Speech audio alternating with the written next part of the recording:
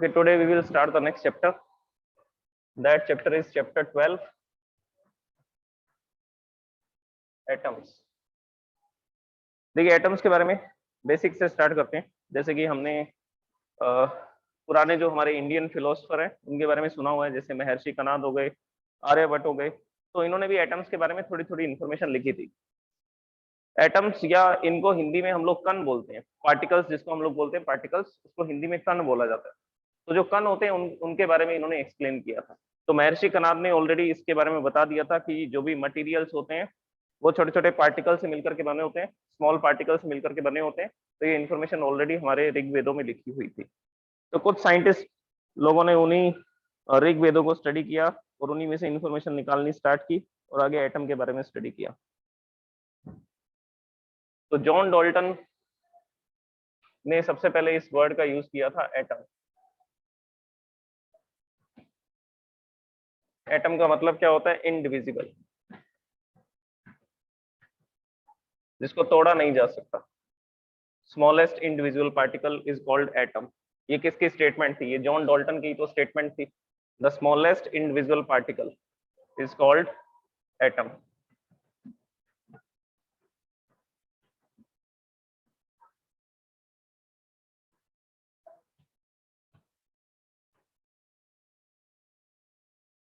ठीक है, ऐसा बताया इन्होंने, लेकिन ये बात सही नहीं है। एटम को तोड़ा भी जा सकता है और उसको तोड़ करके हम उसके छोटे पार्टिकल्स के बारे में और स्मॉल पार्टिकल्स के बारे में भी स्टडी करते हैं। तो इन्होंने एटम के बारे में एक तो ये स्टेटमेंट लिखी थी, दूसरी स्टेटमेंट ये लिखी थी कि एटम्स जब कंबाइन होते हैं तो मॉलिक्यूल्स बनते हैं। मॉलिक्यूल्स के बारे में इन्होंने बताया था, और मॉलिक्यूल्स जब बनता है तो एक फिक्स रेशो में एटम्स कंबाइन होते हैं, ratio by volume, ratio by mass. इसके बारे में भी इन्होंने बताया था जॉन डॉल्टन ने। तो ये जो स्टडी है ये कहाँ से स्टार्ट होती है? ये स्टडी हमारी स्टार्ट होती है मैटर से। तो सबसे पहले मैटर को देखा गया। आसपास नेचर में हमें क्या दिखाई देते हैं? डिफरेंट डिफरेंट टाइप के मटेरियल्स दिखाई देते हैं, और ये डिफरेंट डिफरेंट टाइप के जो मटेरियल्स होते हैं हम इनको डिवाइड करते हैं। हम ये सोचते हैं कि ये मैटर कैसे बना होगा। तो महर्षि कणाद ने, जॉन डॉल्टन ने इनके बारे में यही सोचा कि मैटर, अगर हम किसी भी सब्सटेंस को लेते हैं और उसको टू पार्ट्स में डिवाइड करते हैं तो डिवाइड करते करते सबसे लास्ट में एक ऐसा छोटा पार्टिकल बचेगा जिसको हम और आगे तोड़ नहीं पाएंगे, उसको एटम बोला गया था। ओके, तो मैटर किन से बना होगा? पार्टिकल से। वो पार्टिकल्स क्या होते हैं? वो पार्टिकल्स दो तरीके के हो सकते हैं। वो पार्टिकल्स एटम्स भी हो सकते हैं डायरेक्टली, या वो पार्टिकल्स क्या हो सकते हैं? वो पार्टिकल्स मॉलिक्यूल्स हो सकते हैं। और मॉलिक्यूल्स भी किससे बने होते हैं? तो आंसर है मॉलिक्यूल्स भी एटम से ही बने होते हैं। अब जैसे कि हमने आयरन का ब्लॉक लिया, ये मेरे पास पूरा आयरन का ब्लॉक है, तो इसमें सारे के सारे एटम्स आयरन के होंगे। लेकिन अगर मैं सब्सटेंस लेता हूँ वाटर, H2O, तो H2O क्या है? H2O एक मॉलिक्यूल है, और ये कितने एटम से मिलकर के बना है? ये हाइड्रोजन और ऑक्सीजन, दो तरह के एटम से मिलकर के बना हुआ है ये सब्सटेंस। तो हमने डिफरेंट डिफरेंट मैटर को देखा, फिर ये जाना कि मैटर किन से बना होगा? पार्टिकल से बना होगा, और वो पार्टिकल्स एक्चुअल में क्या होते हैं? एटम्स और मॉलिक्यूल्स होते हैं। और वो मॉलिक्यूल्स भी किससे बने होते हैं? वो मॉलिक्यूल्स भी एटम से बने होते हैं। तो हमें अल्टीमेटली किसको स्टडी करना है? हमें अल्टीमेटली एटम्स को स्टडी करना है। फिर एटम्स की स्टडी शुरू हुई, और ये सामने आया कि नेचुरल अकरिंग एलिमेंट्स हैं 92 एलिमेंट्स, हाइड्रोजन से लेकर के यूरेनियम तक। फर्स्ट एलिमेंट इज हाइड्रोजन, और 92nd एलिमेंट कौन सा है? Uranium. So these are the naturally occurring element. इसके बाद के जो एलिमेंट्स है वो आर्टिफिशियली मेड है, जिनमें न्यूट्रॉन्स को कोलाइड करवा के बनाया गया है। न्यूट्रॉन्स के कोलिजन के द्वारा नेक्स्ट एलिमेंट्स को प्रोड्यूस किया गया। तो वो आर्टिफिशियली मेड है। अप्रोक्सीमेटली 23 या 24 के आसपास हैं जो आर्टिफिशियली मेड एटम्स हैं। टोटल 115 एलिमेंट्स हैं। ओके, एनीवेज हम तो नेचुरली अकरिंग एलिमेंट्स की बात कर रहे हैं। तो एटम्स के बारे में स्टडी शुरू हुई। फिर ये सामने आया कि एटम्स कितने तरह के होते हैं। एटम्स होते हैं 92 टाइप के, 92 टाइप्स के एलिमेंट्स होते हैं, तो 92 टाइप्स के एटम्स होंगे। और इन सब एटम्स में किसका डिफरेंस है? तो आंसर है इन सब एटम्स के अंदर डिफरेंस है number of proton, number of neutron and number of electron. लेकिन बने सब किससे हुए? बने सब प्रोटॉन, न्यूट्रॉन और इलेक्ट्रॉन से ही हुए। तो बेसिकली हमें क्या स्टडी करना है? हमें ये स्टडी करना है कि प्रोटॉन, न्यूट्रॉन, इलेक्ट्रॉन क्या होते हैं। अगर आपको ये समझ में आ गया कि प्रोटॉन, न्यूट्रॉन, इलेक्ट्रॉन क्या होते हैं, तो आप किसी भी एटम की स्ट्रक्चर इजीली बता सकते हैं। और अगर आपको एटम की स्ट्रक्चर पता है तो आपको उसका इलेक्ट्रॉनिक कॉन्फ़िगरेशन पता होगा, और उसी इलेक्ट्रॉनिक कॉन्फ़िगरेशन की वजह से केमिकल रिएक्शंस होती हैं। केमिकल रिएक्शंस के लिए भी कौन रिस्पॉन्सिबल है? तो आंसर है इलेक्ट्रॉन रिस्पॉन्सिबल है। किसी की ऑर्बिट में, आउटर ऑर्बिट में एक इलेक्ट्रॉन की डेफिशिएंसी होती है, किसी की ऑर्बिट में एक इलेक्ट्रॉन की एफिशिएंसी हो जाती है। तो इलेक्ट्रॉन्स के नंबर कम ज्यादा होने की वजह से ही, उसके इलेक्ट्रॉनिक कॉन्फ़िगरेशन की वजह से ही केमिकल रिएक्शंस होती हैं, वो दूसरे मटेरियल्स के साथ सब्सटेंसेस कंबाइन होते हैं। तो एटम्स का कंबाइन होना वो उनके इलेक्ट्रॉनिक कॉन्फ़िगरेशन पे डिपेंड करता है। और एटम्स कंबाइन होकर के क्या बनते हैं? मॉलिक्यूल्स बनते हैं। और उनको हम लोग क्या बोलते हैं? पार्टिकल्स। और पार्टिकल्स से क्या बनता है? फिर मैटर बनता है। तो सबसे बेसिक इंफॉर्मेशन क्या है? सबसे बेसिक इंफॉर्मेशन ये है कि प्रोटॉन, न्यूट्रॉन, इलेक्ट्रॉन क्या है। अगर हम इनके बारे में स्टडी कर लें तो हमें पता लगेगा कि एटम की स्ट्रक्चर क्या होती है। एटम की स्ट्रक्चर से हम उसकी केमिकल रिएक्शंस बता सकते हैं। उस एटम की स्ट्रक्चर से हम लोग क्या बता सकते हैं? पार्टिकल। और पार्टिकल के साथ हम लोग ये बता सकते हैं कि उस मैटर की, उस मटेरियल की क्या प्रॉपर्टीज होंगी। So it is related to proton, neutron, electron. और इस चैप्टर में हम लोग स्टडी कर रहे हैं एटम के बारे में। इसके बाद का जो नेक्स्ट चैप्टर आएगा, न्यूक्लियस जो चैप्टर आएगा, न्यूक्लियाई चैप्टर आएगा, जिसमें हम लोग न्यूक्लियस को स्टडी करेंगे। उसमें प्रोटॉन, न्यूट्रॉन, इलेक्ट्रॉन की इंफॉर्मेशन आपको मिलेगी। तो अभी हमारा जो चैप्टर रहेगा वो किसके ऊपर बेस्ड रहेगा? वो एटम की स्ट्रक्चर पे बेस्ड रहेगा। और कौन से एटम की स्ट्रक्चर पे? तो बेसिक एलिमेंट हाइड्रोजन है, तो सारी इंफॉर्मेशन आपको हाइड्रोजन के बारे में मिलेगी।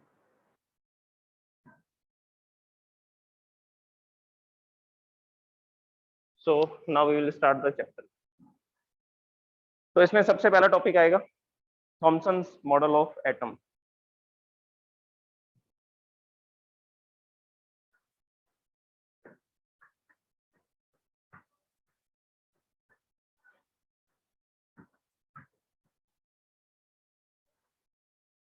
Thomson's model of atom.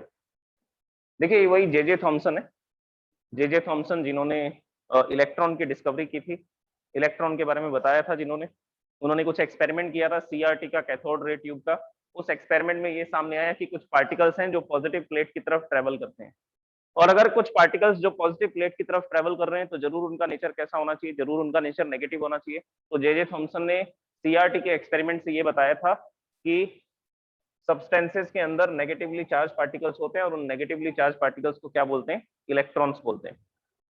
Goldstein ने भी प्रोटॉन की डिस्कवरी की थी। गोल्डस्टाइन ने यह बताया था कि पॉजिटिवली चार्ज पार्टिकल्स भी होते हैं, लेकिन थॉमसन को उसके बारे में नहीं पता था। तो उन्होंने सिर्फ ये बताया कि इलेक्ट्रॉन्स मैटर के अंदर होते हैं। मैंने ये प्रूव कर दिया। तो जिसके लिए इनको नोबेल प्राइज भी मिला था। फिर इनके जो सन है, थॉमसन के जो सन है, उन्होंने ये बताया कि इलेक्ट्रॉन कैसा ट्रेवल करता है? इलेक्ट्रॉन वेव की फॉर्म में ट्रेवल करता है।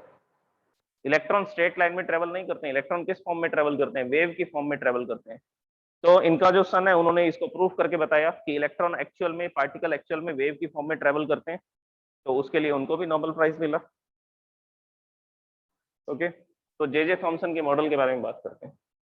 जे थॉमसन ने बड़ा ही सिंपल मॉडल सोचा। ये बेसिकली एक हाइपोथेसिस है, इसको प्रूफ नहीं किया गया था, ये सिर्फ एक सोच थी।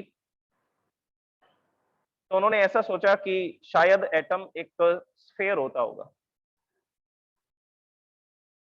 Sphere of positive charge. According to the J.J. Thomson, the atom is a sphere of positive charge, in which positive charge is distributed everywhere uniformly inside this sphere. और इस स्फेयर के अंदर सब जगह पर क्या फैला हुआ है?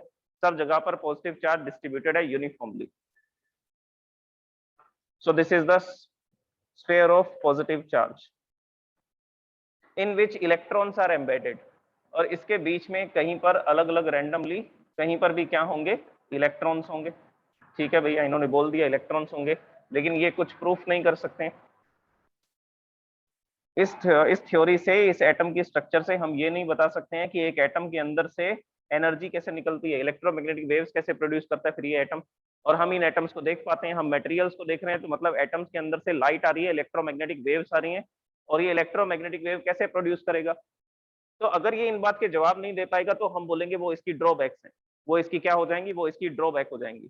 तो जे थॉमसन ने ये बड़ा ही सिंपल सा मॉडल दिया, that an atom is a sphere of positive charge in which this charge is uniformly distributed, positive charge is uniformly distributed and electrons are embedded in this sphere.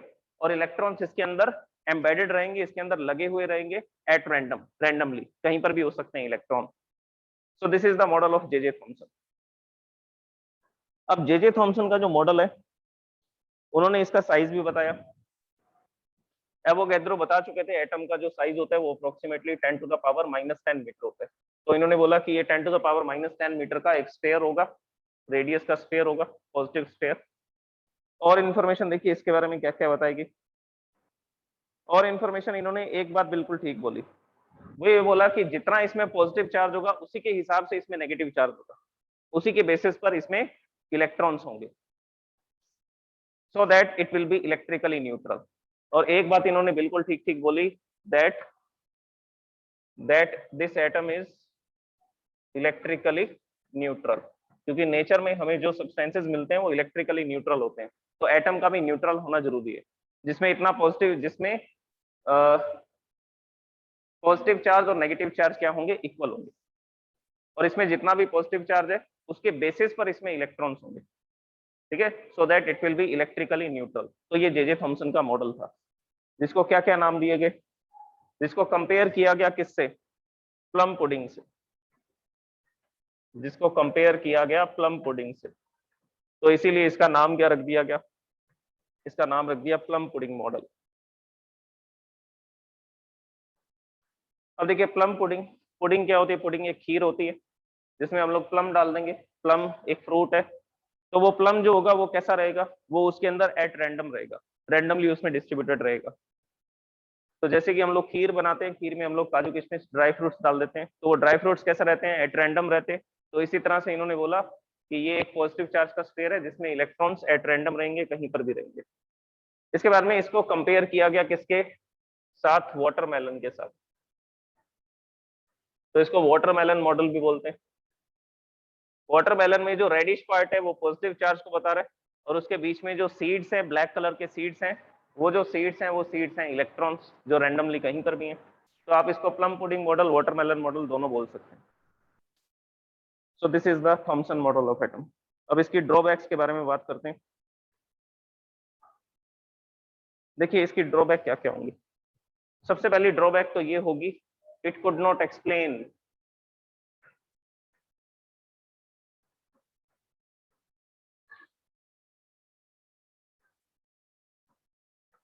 it could not explain the spectral lines of hydrogen. It could not explain the spectral lines of hydrogen. ये hydrogen की spectral lines क्या होती है, spectrum, जैसे white light का spectrum होता है, ये प्रिज्म के थ्रू हम लोग इसको बना सकते हैं। व्हाइट लाइट इस पे इंसिडेंट करेंगे, यहाँ पर डिस्पर्शन होगा, 7 कलर स्प्लिट अप हो जाएंगे और दूसरी तरफ से 7 कलर बाहर आएंगे। और हमने यहाँ पर एक स्क्रीन लगा रखी है, तो स्क्रीन के ऊपर आपको 7 कलर दिखते हैं, जिसको हम लोग किससे लिखते हैं, जिसको हम लोग विब ग्योर से लिखते हैं। सो this is called spectrum, spectrum of white light. तो ये जो 7 कलर्स का बैंड दिखाई देता है, इसी को स्पेक्ट्रम बोला जाता है, इसी को क्या बोला जाता है, स्पेक्ट्रम बोला जाता है। तो हाइड्रोजन का भी एक स्पेक्ट्रम होता है। अब हाइड्रोजन का स्पेक्ट्रम कैसे बना सकते हैं, तो आंसर है हाइड्रोजन गैस को गर्म कर दो, हाइड्रोजन गैस में इलेक्ट्रिसिटी पास कर दो, पार्टिकल को एक्साइट ही तो करना है, किसी भी तरीके से एक्साइटेड किया जा सकता है।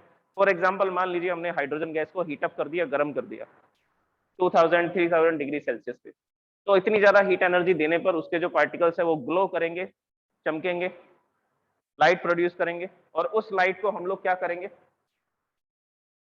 ये कंटेनर में जो भी हाइड्रोजन गैस थी, इस कंटेनर में जो भी हाइड्रोजन गैस थी उसको हमने हीटअप किया या उसमें इलेक्ट्रिसिटी पास की, पार्टिकल्स को ग्लो किया, पार्टिकल्स को ग्लो करके इसमें से जो लाइट आएगी वो लाइट तो सब डायरेक्शन में जाएगी। तो हम लोग क्या करेंगे, इसके सामने एक कार्डबोर्ड लगा देंगे, ऐसा कार्डबोर्ड लगाने पर इसमें पिन होल कर देंगे। अब लाइट सिर्फ किस डायरेक्शन में जाएगी, सिर्फ एक ही डायरेक्शन में आगे बढ़ेगी, बाकी सारी लाइट को तो ये कार्डबोर्ड क्या कर लेगा, ब्लॉक कर देगा, क्योंकि कार्डबोर्ड एक ओपेक ऑब्जेक्ट है, तो ये लाइट तो आगे नहीं बढ़ पाएगी, सिर्फ ये वाली लाइट इस पिन होल के थ्रू पास हो जाएगी और आगे की तरफ जाएगी, फॉरवर्ड डायरेक्शन में मूव करेगी। और ये जो लाइट है, इस लाइट को हम इंसिडेंट करेंगे एक प्रिज्म पे। अगर मैं इस लाइट को इंसिडेंट करूंगा एक प्रिज्म पे, तो प्रिज्म क्या करेगा, इस लाइट का डिस्पर्शन करेगा, और हम लोग देखते हैं कि डिस्पर्शन में सिर्फ 4 ही कलर आते हैं, 4 कलर्स ये रिप्रेजेंट करता है, और दूसरी तरफ से रिफ्रैक्शन होकर के ये 4 कलर ऐसा बाहर आते हैं और सामने हम लगा देते हैं स्क्रीन। तो स्क्रीन पर आपको 7 कलर्स का बैंड नहीं दिखाई देता, हाइड्रोजन का जो स्पेक्ट्रम है उसमें 4 कलर्स का बैंड दिखाई देता है, 4 कलर दिखाई देते हैं, ब्लू, ग्रीन, इसके अलावा वॉयलेट दिखेगा और आपको रेड कलर दिखेगा, तो ये 4 कलर का आपको स्पेक्ट्रम इसमें दिखाई देगा। तो हाइड्रोजन का जो स्पेक्ट्रम है उसमें सिर्फ 4 स्पेक्ट्रल लाइंस ही हमें दिखाई देती हैं। अब ये 4 स्पेक्ट्रल लाइंस क्यों आती हैं, इसका आंसर थॉमसन के पास नहीं था, तो हमने क्या बोला, this is the drawback of the Thomson model. ये थॉमसन मॉडल ऑफ एटम की क्या हो जाएगी, ये इसकी ड्रॉबैक हो जाएगी।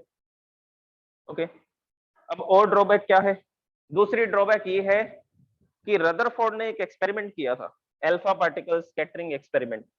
तो ये जो मॉडल है वो अल्फा पार्टिकल स्कैटरिंग एक्सपेरिमेंट को एक्सप्लेन नहीं कर सकता।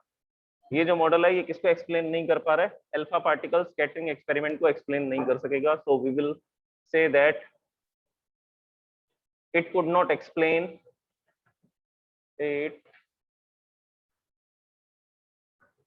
could not explain the alpha particle scattering experiment। Alpha particle scattering experiment के जो भी रिजल्ट आ रहे थे उसको इस मॉडल से एक्सप्लेन नहीं किया जा सकता। It could not explain the alpha particles scattering experiment performed by Rutherford, performed by Rutherford। ये इसकी सेकंड ड्रॉबैक हो गई। Okay, so these are the drawback of the Thomson model of atom. अब इसके बाद में हम लोग आते हैं नेक्स्ट टॉपिक पे। नेक्स्ट टॉपिक हम लोग स्टडी करते हैं रदरफोर्ड के बारे में। रदरफोर्ड ने एक एक्सपेरिमेंट किया था जिसको अल्फा पार्टिकल स्कैटरिंग एक्सपेरिमेंट बोला जाता है। इसको स्टार्ट कर लेते हैं, पूरा तो नहीं हो पाएगा, ये टॉपिक बड़ा है थोड़ा। Okay, so now we will discuss about the next topic.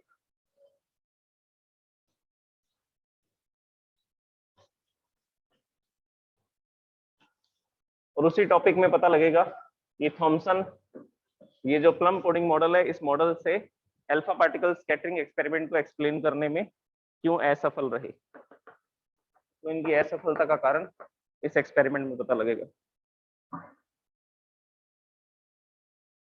So now we will discuss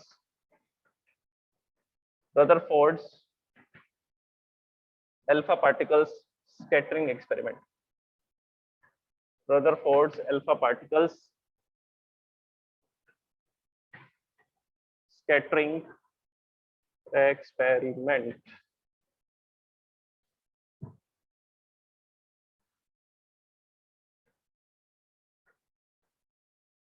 ये बहुत इंपॉर्टेंट एक्सपेरिमेंट है क्योंकि इसी के बाद हमें एटम की स्ट्रक्चर के बारे में सीखने को मिलेगा कि एटम की स्ट्रक्चर किस तरह से डिसाइड की गई। तो ये एक माइलस्टोन है एटॉमिक थ्योरी के अंदर, एटॉमिक फिजिक्स के अंदर। इसी के बाद से हमने एटम्स के स्ट्रक्चर को जाना और उसके बाद हमने आगे की प्रोसेसेस को समझा, केमिकल रिएक्शंस, मॉलिक्यूलर फॉर्मेशन, वो सब इसी के बाद समझ में आते हैं। ओके, अब ये Rutherford alpha particle scattering experiment, इस एक्सपेरिमेंट में सबसे पहले 2-3 लोग हैं जो इस एक्सपेरिमेंट को कर रहे थे। उनमें से सबसे पहले आएंगे Ernest Rutherford.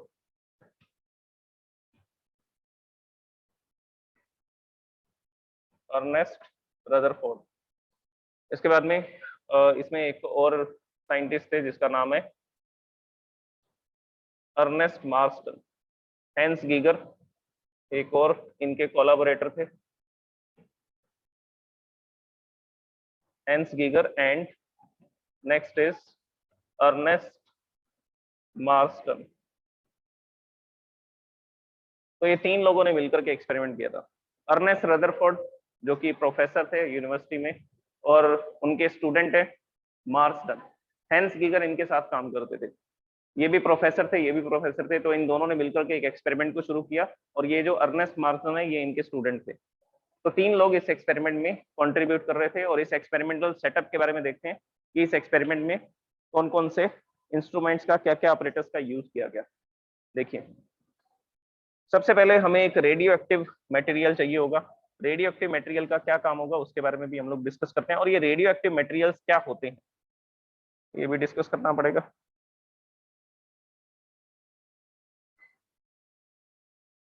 So this is the lead cavity. ये एक कंटेनर है जिसको क्या बोला जाता है, जिसको लेड कैविटी, लेड मेटल का बना होता है, और इसके सेंटर में इन्होंने एक रेडियो एक्टिव सोर्स को रखा जिस सोर्स से क्या निकल रहे थे, alpha particles. So this is a radio active source this radioactive source is bismuth, जिसको Bi से लिखते हैं। बिस्मिथ एक मेटल है जो कि रेडियो एक्टिव है। और ये रेडियो एक्टिव एलिमेंट का क्या काम है? तो आंसर है ये अल्फा पार्टिकल्स को रिलीज करेगा। ये अल्फा पार्टिकल क्या होता है? Alpha particle is helium nucleus. Alpha particle is helium nucleus. Okay, तो हीलियम एटम क्या होता है? हीलियम एटम जिसमें 2 प्रोटॉन होते हैं, 2 न्यूट्रॉन होते हैं, ये इसका न्यूक्लियस होता है। This is the nucleus of the helium. और फर्स्ट ऑर्बिट में 2 इलेक्ट्रॉन होते हैं। तो ये तो हो गया हीलियम एटम। हम एटम की बात नहीं कर रहे हैं। अगर मैं इस गैस को गर्म करूं काफी हाई टेम्परेचर पे, तो ये इलेक्ट्रॉन के पास इतनी एनर्जी आ जाएगी कि अपने न्यूक्लियस को छोड़ करके इससे दूर चले जाएंगे, मतलब कि फ्री इलेक्ट्रॉन बन जाएंगे। और सिर्फ क्या बचेगा? सिर्फ बचेगा न्यूक्लियस। तो इसको हम लोग क्या लिखेंगे? इसको हम लोग लिखेंगे He+2। So this is called helium nucleus. और He+2 को क्या बोला जाता है? इसको अल्फा पार्टिकल बोला जाता है। तो ये अल्फा पार्टिकल्स को रिलीज करता है। So this is the beam of alpha particles. Beam of alpha particles. तो अल्फा पार्टिकल्स की बीम ऐसा जा रही है स्ट्रेट लाइन में। और ये पार्टिकल इस तरफ ना जाए, इसके लिए हमने यहाँ पर कुछ ब्रिक्स लगा रखी हैं। These bricks are of lead. ये भी किसकी बनी हुई है? ये भी लेड की बनी हुई है, पीबी मेटल की है ये भी।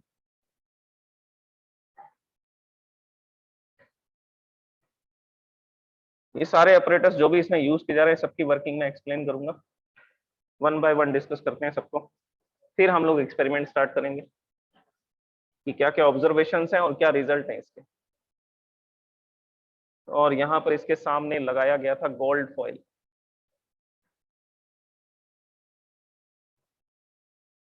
This is gold foil. और इसकी थिकनेस कितनी है?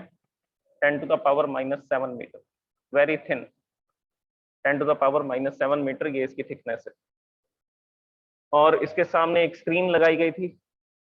That screen is of zinc sulphide. So this is ZnS screen, zinc sulphide screen. और इस स्क्रीन के ऊपर यहाँ पर एक डिटेक्टर लगा हुआ था, एक माइक्रोस्कोप था। और ये जो माइक्रोस्कोप है ये रोटेट कर सकता है। मतलब कि ये जो स्क्रीन है ये ऐसा सर्कुलर स्क्रीन है, और इस स्क्रीन के ऊपर एक माइक्रोस्कोप लगा हुआ है, जो माइक्रोस्कोप रोटेटेबल है। मतलब इसको माइक्रोस्कोप को यहाँ भी रख सकते हैं, यहाँ भी अलग अलग पोजीशंस पर स्क्रीन पर कहीं पर भी रखा जा सकता है। So this is the rotatable microscope,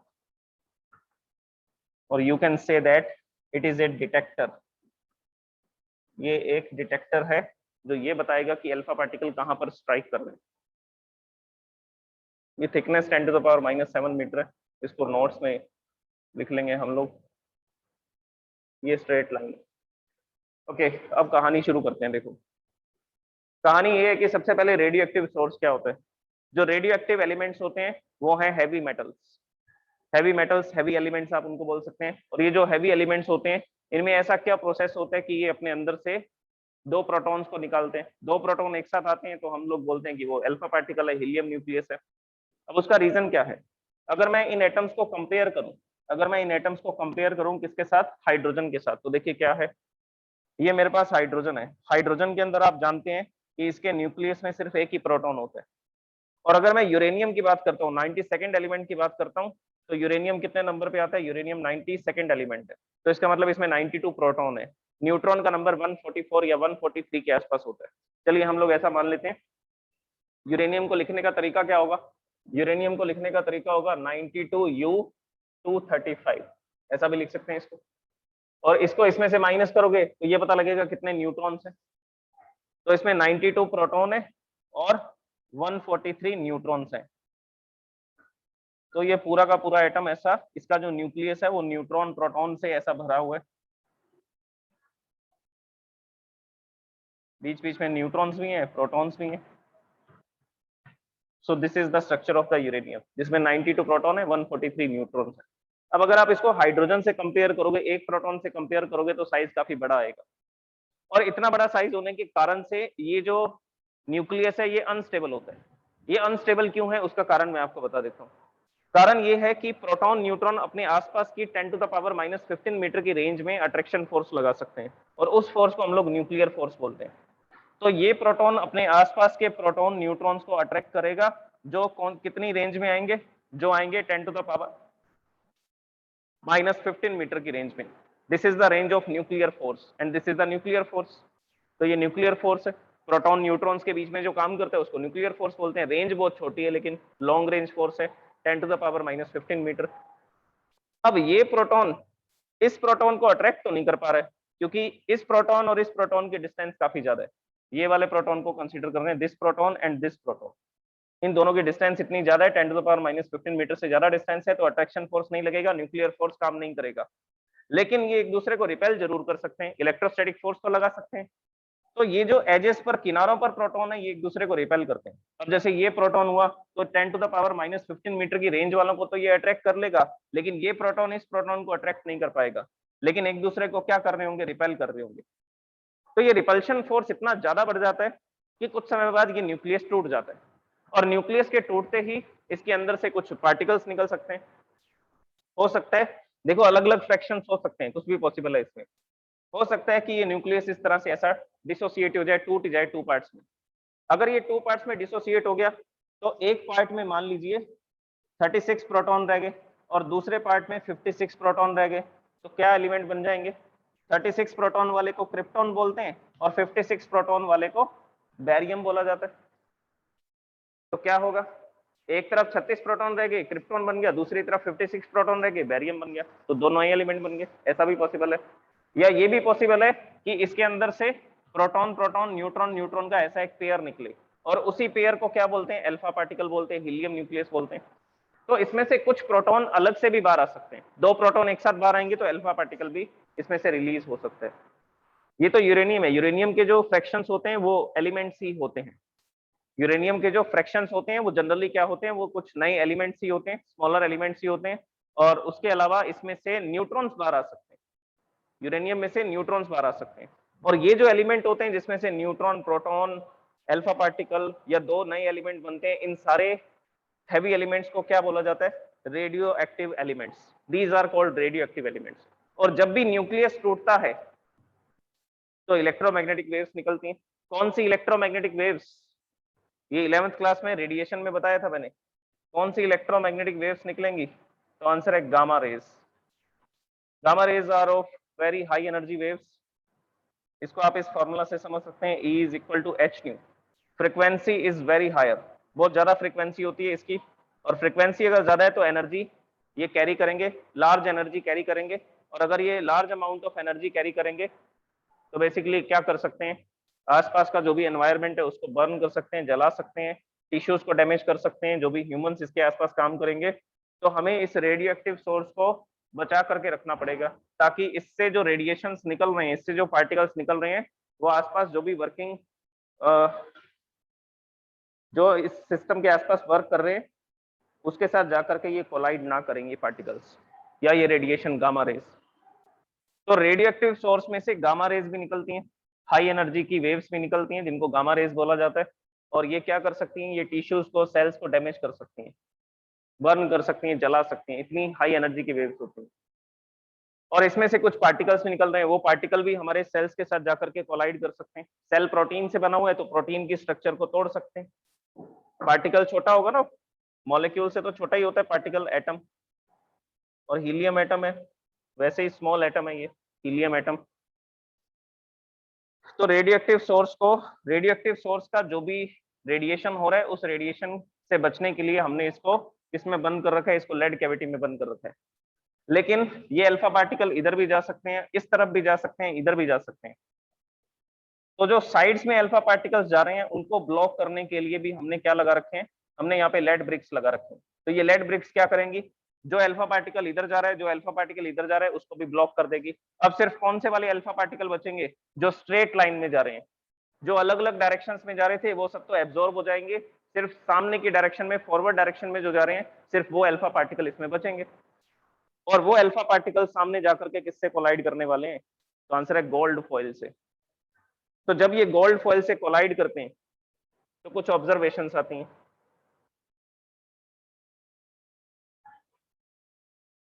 तो ये अल्फा पार्टिकल सामने ये गोल्ड फॉइल लगा रखे, इसकी थिकनेस बहुत कम है, ये गोल्ड फॉइल इतना पतला है कि ट्रांसपेरेंट है। देखो गोल्ड एक मेलिएबल मेटल है, तो हम लोग क्या कर सकते हैं, इसको हैमर से स्ट्राइक करते करते इतना थिन कर सकते हैं, इसकी फॉइल बना सकते हैं। और वो फॉइल कैसी होगी, वेरी लो थिकनेस, जिसकी थिकनेस बहुत कम होगी, जो अप्रोक्सीमेटली ट्रांसपेरेंट सी दिखेगी। तो ऐसी गोल्ड फॉइल हमने यहाँ लगा रखी है, जिसमें सिर्फ एक एटम्स की लेयर है, जिसमें सिर्फ ऐसा एक एटम्स की लेयर की ये बनी हुई है, ये गोल्ड फॉइल हमने इसमें लगा रखी है। अब अल्फा पार्टिकल यहाँ आता है और कुछ अलग अलग ऑब्जर्वेशन देखने को मिलती है।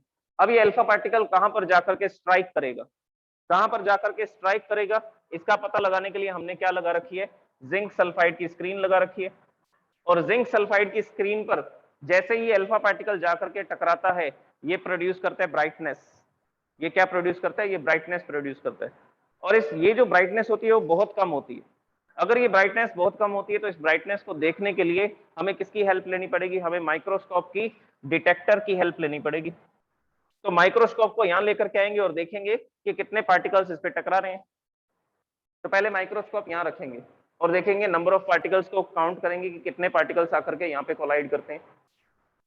इसके अलावा कुछ पार्टिकल मान लीजिए इस तरफ आ रहे हैं, तो यहाँ पर हमने सामने माइक्रोस्कोप लगा रखी है और देख रहे हैं कि यहाँ पर तो ब्राइटनेस प्रोड्यूस नहीं हो रही। अगर यहाँ पर ब्राइटनेस दिख रही है तो इसका मतलब कुछ अल्फा पार्टिकल यहाँ आकर के भी स्ट्राइक कर रहे हैं। और इनका स्कैटरिंग एंगल क्या है, स्कैटरिंग एंगल कहाँ से मेजर करेंगे, हॉरिजॉन्टल लाइन से। तो इनका जो स्कैटरिंग एंगल है ये कितना डिफ्लेक्ट हो रहा है, डिफ्लेक्शन एंगल को हम लोग किससे लिखेंगे, थीटा से लिखेंगे। जैसे मान लीजिए ये 45 डिग्री स्कैटर होकर के इस डायरेक्शन में जा रहा है और 45 डिग्री ऊपर की तरफ भी जा सकते हैं, कुछ पार्टिकल ऐसा भी जा सकते हैं, बेंड होकर के इस डायरेक्शन में भी जा सकते हैं। तो ये एंगल इससे ज्यादा हो जाएगा, अप्रोक्सीमेटली 90 डिग्री के आसपास हो जाएगा, तो वो होगा इसका deflection angle. So this is all about the arrangement of the Rutherford alpha particle scattering experiment. अभी तो हम सिर्फ हमने हमने अरेंजमेंट के बारे में स्टडी की है कि ये सिस्टम चाहिए होगा। अगर आपको न्यूक्लियस के बारे में जानना है, तो अगर आपको ये जानना है कि एटम की स्ट्रक्चर क्या होती है, तो उसके बारे में इस अरेंजमेंट की आपको जरूरत पड़ेगी। ओके, अब कल हम लोग डिस्कस करेंगे इस एक्सपेरिमेंट के बारे में कि एक्सपेरिमेंट के क्या रिजल्ट आएंगे, क्या ऑब्जर्वेशन आएंगे। तो पहले हम ऑब्जर्वेशन के बारे में बात करेंगे कि रदरफोर्ड ने क्या ऑब्जर्वेशन देखी, हेंस गीगर ने क्या ऑब्जर्वेशन देखी, मार्सडन ने क्या ऑब्जर्वेशन देखी, और फिर उसके रिजल्ट की बात करेंगे।